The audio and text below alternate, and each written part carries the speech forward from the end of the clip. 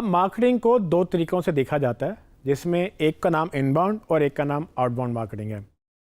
अब इन दोनों में फ़र्क क्या है?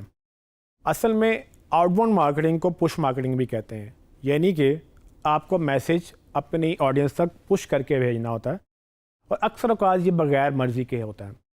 अगर हम ट्रेडिशनल मार्केटिंग की बात करें, यानी कि टीवी, रेडियो, अखबार, ये सारी आउटबाउंड मार्केटिंग की एग्जांपल्स हैं, क्योंकि इस पे जितना भी मैसेज जाता है वो आवाम की मर्ज़ी के ख़िलाफ़ जाता है। फॉर एग्ज़ाम्पल, आप ख़बरें देख रहे हैं तो आपको ख़बरों में ब्रेक दी जाती है कि बकिया हिस्सा मतलब ब्रेक के बाद, यानी कि ख़बरें रोक दी जाती हैं, ऐड आ जाते हैं बीच में और फिर ख़बरें चलती हैं। अगर आप ड्रामा देख रहे हैं तो ड्रामे में भी यही होता है, फ़िल्म देख रहे हैं तो यही होता है, मैच देख रहे हैं तो यही होता है। मैच के तो ये हालात हैं कि जब कोई रीप्ले चलता है तो वो जो स्क्रीन बचती है ना, जिसमें वो नहीं आपको ब्रेक दे रहे होते, उस स्क्रीन को भी छोटा करके लेफ़्ट पे और नीचे भी आपको ऐड दिखा देते हैं, या फिर वो ऊपर से कोई नाचता हुआ कोई करैक्टर जा रहा होता है जिसमें वो मार्केटिंग करते हैं। तो इन शॉर्ट, जहाँ पर आंखें होती हैं वहाँ पर ऐड चिपका दिया जाता है। फॉर एग्ज़ाम्पल, अगर आप अखबार की बात करें तो अखबार में भी ख़बरें काट के बकिया ख़बर फ़लाने सफ़े पर और नीचे बहुत बड़ा ऐड लगा हुआ है। इसकी रीज़न क्या है? इसकी रीज़न ये है कि ये जितने भी ट्रेडिशनल प्लेटफॉर्म्स हैं, इनके पास या तो जगह की कमी होती है या टाइम की कमी होती है। ठीक है, टीवी में उनके पास 24 घंटे हैं, एक दिन में 24 घंटे में उन्होंने कंटेंट भी दिखाना है और ऐड भी दिखाना है ताकि वो पैसे बना सकें। अगर वो ऐड नहीं दिखाएंगे तो उनके पैसे नहीं बनेंगे।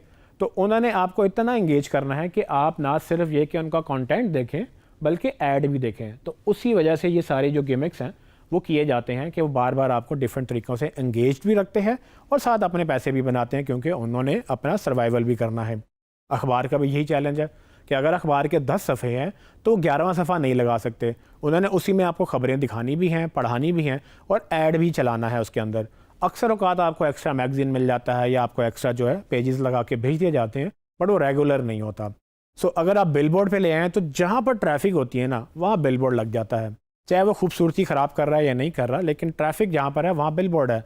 सो अगर आप देखें तो फॉलो दी ऑडियंस वाला रूल यहाँ अप्लाई होता है, जहाँ ऑडियंस है वहाँ पर ऐड लगता है। अगर आप रमज़ान ट्रांसमिशन देख रहे हैं तो आपको ऐड ज़्यादा नज़र आते हैं और उस तरह के नज़र आते हैं जो रमज़ान में ज़्यादा चीज़ें चलती हैं।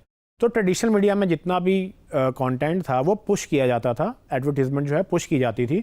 इसमें बेसिकली यूज़र की रज़ामंदी या आपकी जो ऑडियंस है उसकी रज़ामंदी शामिल नहीं होती थी।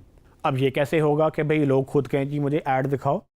तो ये तब से एनेबल हुआ जब से इंटरनेट आम हुआ।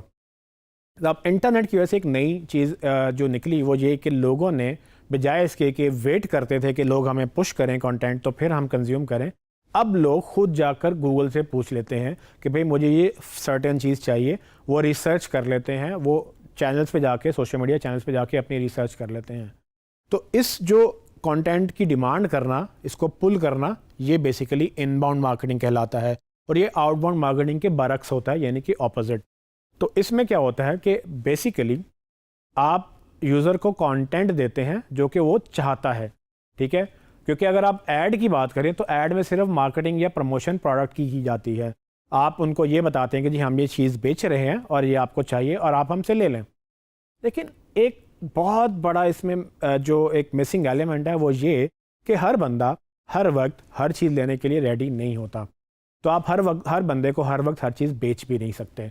तो उसमें अक्सर लोग फ़ौरन रेडी होने के लिए, मतलब रेडी होते हैं चीज़ खरीदने के लिए, आप उनको तो बेचें। लेकिन जो रेडी नहीं है उनको रेडी करना पड़ता है, ठीक है? और वहाँ पर आपका कंटेंट आता है। ये नहीं कि अगर एक बंदा सवाल पूछ रहा है कि भाई ये जो फ़लानी प्रोडक्ट है, क्या ये मेरे लिए ठीक है या नहीं है? अब इस सवाल का जवाब कौन दे रहा है?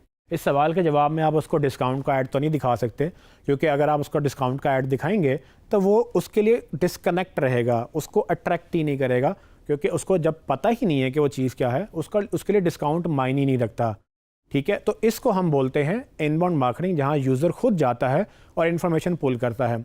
डिजिटल के अंदर हम इसको कंटेंट से हैंडल करते हैं, यानी कि हम अंडरस्टैंड करते हैं कि लोग किस तरह का कंटेंट चाहते हैं और वो किस स्टेज में मौजूद हैं, और स्टेज को अंडरस्टैंड करते हुए हम उनको वही कंटेंट दिखाते हैं जो कि वो चाहते हैं।